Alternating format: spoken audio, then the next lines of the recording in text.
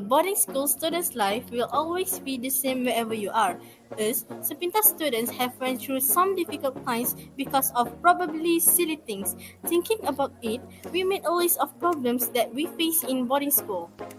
Some of these problems include, firstly, no designated study table, 2, no table lamp, and 3, having to do homework in the dark. This is because in boarding school, it's only until 11:30 p.m. that we could have light to do our things, like homework and personal chores, so those are the problems. After a while, we realized that those problems can just be fixed by actually buying a study table and table lamp. But we also realized that we are broke and are already a burden to our parents. So, what if we make something from wasted items and combine it together with the idea? The function will be more than just a table and a lamp. Basically, we are combining the solving of 3 problems in one object. First, no study table.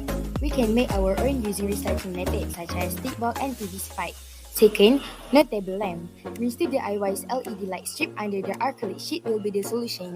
And the last one, having to do homework in the dark.